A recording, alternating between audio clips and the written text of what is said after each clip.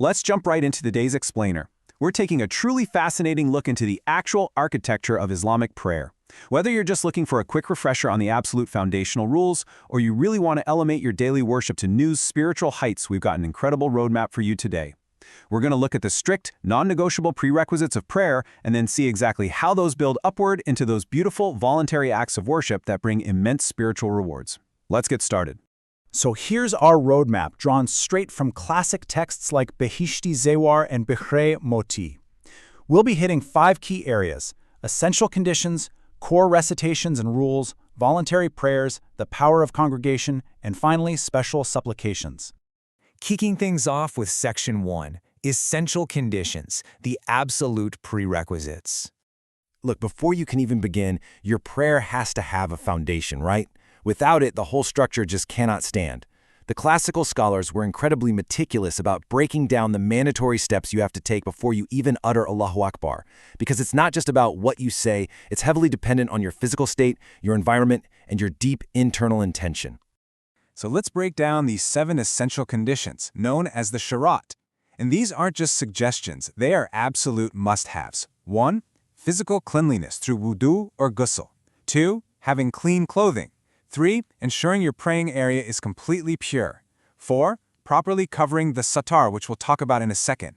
5. Facing the Qibla. 6. Having a firm intention or niyyah in your heart.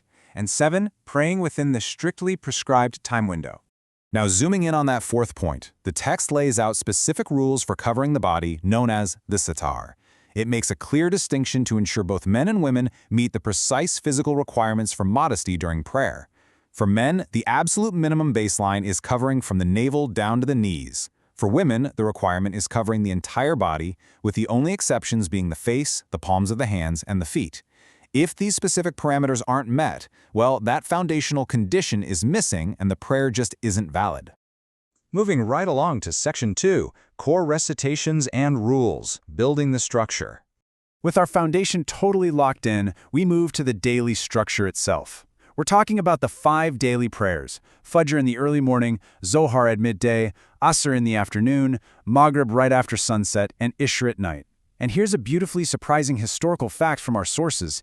Each of these 5 prayers was actually first established by a different prophet in history. Like Prophet Adam for Fajr or Prophet Ibrahim for Zohr. It literally turns our daily routine into this magnificent historical tapestry. But you know, what actually happens when you inevitably make a mistake during these acts? This is where understanding the legal weight of the prayers is absolutely vital. Each of the 5 daily prayers has a specific number of mandatory Farz Rakats. 2 for Fajr, 4 for Zohr, Asr, and Isha, and 3 for Maghrib. And these are surrounded by highly recommended Sunnah Rakats. Now, if you happen to omit a wajib or mandatory act within the prayer, like say forgetting to recite a surah after Al-Fatiha, you have to repair it with Sajda Sav, the prostration of forgetfulness. But if you just miss a Sunnah act, it doesn't break the prayer itself. It simply lessens your overall spiritual reward. Okay, so we've mastered the mandatory stuff. We know the rules inside and out. But what if you want to go beyond the basics? What if you're looking for that spiritual extra credit? How do you take it from basic, baseline compliance to true, soaring spiritual elevation? That brings us to Section 3, Voluntary Prayers, the spiritual extra credit.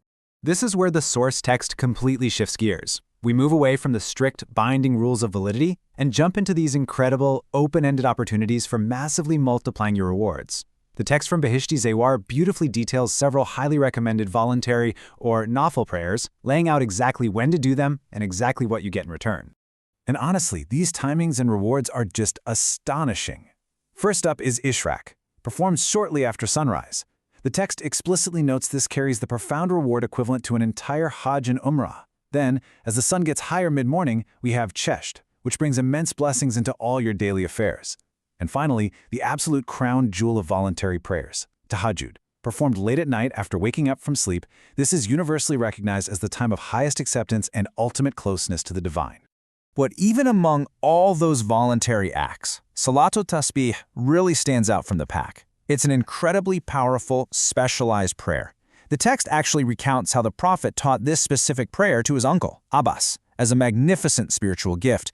It's intricately designed with repeated glorifications of Allah, acting as a total spiritual reset. I mean literally wiping out past and future, intentional and unintentional sins. It's a profound tool if you are seeking a completely clean slate. Now for Section 4, the power of congregation, focusing on the community spirit. So as we transition from our individual prayer mats at home out into the broader community, the text from Bikhray Moti completely changes how you might view just walking out your front door. It literally transforms a simple physical commute into an act of supreme worship. This quote we pulled from the text is just magnificent. Think about this for a second. For every step taken towards the mosque, one sin is erased and one degree of status is elevated.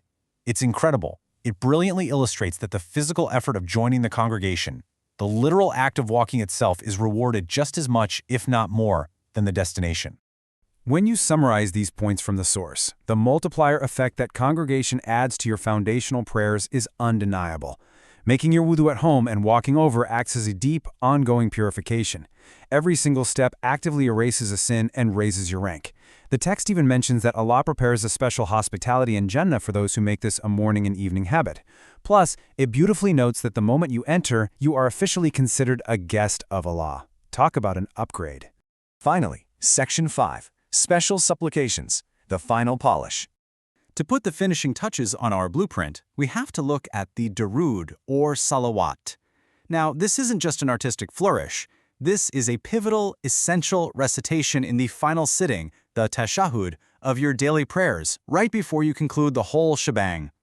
It shows that we bookend our daily worship not just with strict, rigid rules, but with deep, profound reverence.